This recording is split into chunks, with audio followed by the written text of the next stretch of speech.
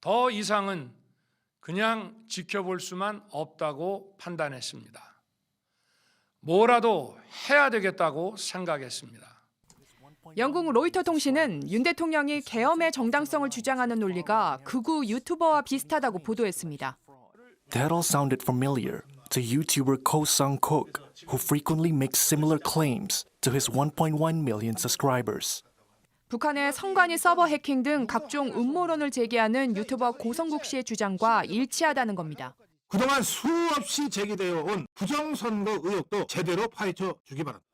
고 씨는 윤 대통령이 자신의 방송을 보는지 모르겠지만 진짜 민심이 유튜브에 있다고 주장했습니다. 윤석열 대통령이 만약에 자유파 유튜브들의 목소리를 관심 있게 듣는다면 그야말로 그걸 통해서 제대로 된 민심, 대통령을 지지하는 사람들의 민심만큼은 정확하게. 로이터는 대통령실에 윤 대통령의 시청 습관이나 계엄 정당성에 대한 근거를 어디에서 얻었는지 물었지만 답변이 없었다고 보도했습니다.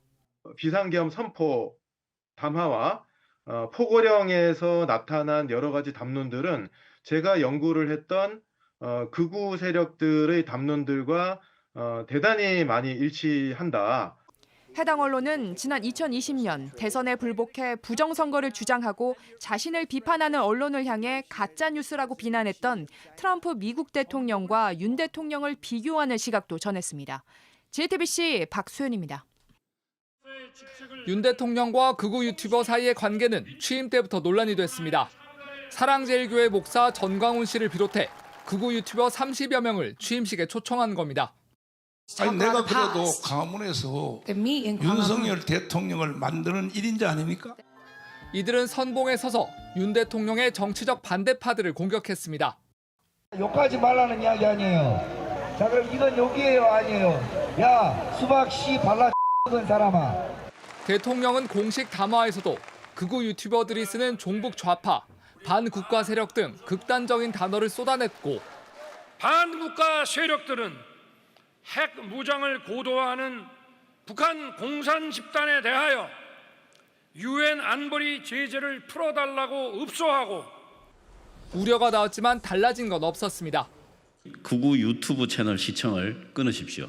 일베와 하등 다를 바 없는 대통령의 인식에 충격을 금할 수 없습니다. 지난 4월 총선에서 여당이 패한 뒤부터 극우 유튜버들은 부정선거 의혹을 반복적으로 제기했습니다.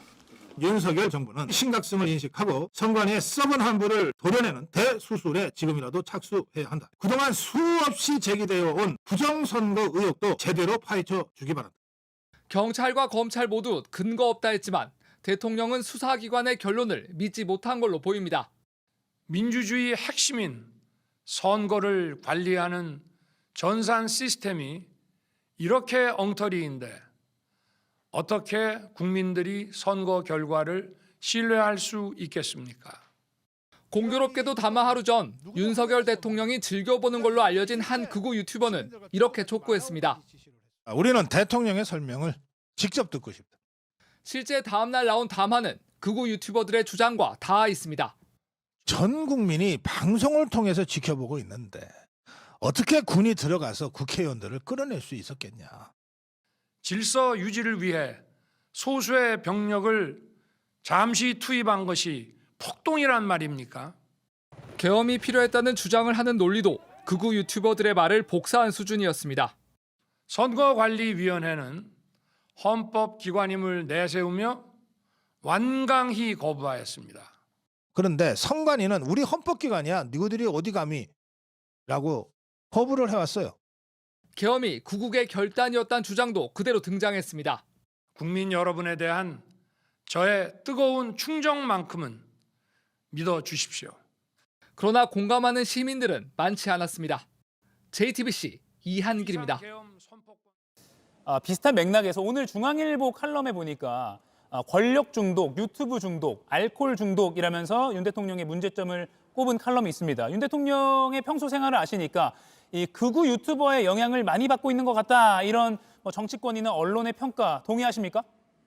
사실 극우 유튜브를 많이 보시는 분들은요, 그들만 사용하는 은어 같은 것이 있습니다. 그래서 제가 윤석열 대통령을 그 예전에 사저에 있던 시절에 검찰총장 퇴임하고 처음 봤을 때 4.15라는 표현을 써가지고 저는 그게 자주 사용되지 않은 용어다 보니까 뭔가 했더니만은 2020년 4월 15일에 있었던 총선에 대한 부정선거를 일컫는 그들만의 은어더라고요. 그러니까 저는 이런 용어를 쓰는 것만 봐도 평소에 윤석열 대통령이 얼마나 이런 가짜 뉴스와 유튜브에서의 극우적인 사상에 심취해 있었는지 알 수 있는 그런 상황이었습니다. 예. 어제 그 29분 4차 대국민 담화로 꼽히는 그 대국민 담화, 대통령실 참모와 조율 없이 본인 의견을 본인이 거의 그대로 담은 거라고 봐야겠죠? 보통 그렇게 녹화해서 지연 방송을 하는 경우에는 내용적으로 문제가 되는 내용을 좀 필터링하고 이런 목적이 있었다고 보이는데요. 그런데 어제 그 담화 내용을 보면은 과연 이제 대통령 주변에 사람이 단 한 명이라도 대통령을 위해서 말할 사람이 있는 것인가, 아니면 말 그대로 이제 더 이상 대통령과 엮이지 않으려는 그런 사무적인 일만 하려는 사람들이 있는 것인가, 이런 고민하게 만듭니다. 내용 자체도 아까 말씀드린 것처럼 엉터리에다가 국민들이 바라는 지금 시점의 메시지도 아니었다 이렇게 생각합니다. 네. 주변에서 이렇게 충언을 하거나 조언을 하는 참모가 없는 것 같다 이렇게 보시는 거군요. 본인은 이미 옳고 그름 또는 무엇이 지금 상황에 필요한지 등을 판단할 능력을 상실한 상황이다. 저는 이렇게 보기 때문에 지금 윤석열 대통령이 단 1초라도 더 집권하고 통치하는 것은 국가를 위해 매우 위험한 상황이다. 이렇게 생각합니다. 예. 그리고 어제 민주당에 대한 적개심도 상당히 직접적으로 표출된 담화였고 목소리 톤도 녹화 장면을 보면 굉장히 높았습니다. 이 시점에서 윤 대통령이 그런 식의 29분 담화를 내놓은 거는 어떤 전략일까요? 결국 본인이 지금 저지른 일이 얼마나 심각한 일인지에 대해 가지고 인식 자체가 없는 것이죠. 그래가지고 이게 전형적인 온 국민에 대한 2차 가해를 하고 있다. 전 이런 생각이거든요. 그래서 저는 이분이 아직까지도 반성의 기조라든지 아니면 상황을 수습하려는 의도보다는 제가 몇 번 언론 나가서 얘기했지만은 마지막 한 방을 노리는 도박적인 어떤 수를 쓰지 않을까라는 우려를 더 키우는 상황이다. 이렇게 말씀드릴 수 있을 것 같습니다. 그 마지막 한 방이라면 보수 세력을 결집해서 헌재에서 판단을 기다려보겠다 뭐 이렇게 보면 될까요?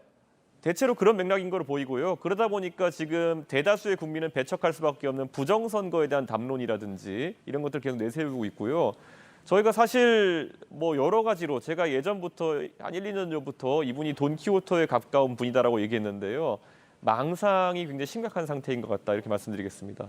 예. 김상욱 국민의힘 의원이 오늘 윤석열 대통령은 보수의 가장 큰 적이라고 비판했습니다. 저는 윤석열이 보수가 아니라 남이 두구주의자다. 저는 이렇게 단정 짓습니다. 윤석열은 정통 보수인 적이 없었습니다. 이 사람이 어쩌다가 보수의 대통령이 되고 나서는 보수 유튜버들에 빠져서 그들의 논리에 심취해서 김 의원은 윤 대통령 때문에 국민의힘 안에 암이 자랐다고 말했습니다. 우리 국민의힘이란 보수당 안에 누구라는 암이 자라버린 겁니다. 그래서 윤 대통령을 견제 기능도 할 수 없었고 대한민국의 왕은 대통령이 아닙니다. 그런데 마치 자기가 왕, 자기가 군부 독재자인 것처럼 착각에 빠져서 모든 걸 할 수 있고 짐이 곧 국가다 이런 전체주의 생각에 빠져버린 겁니다. 이러다 국민의힘은 보수당이 아니라 극우당이 될 수 있다고 했습니다.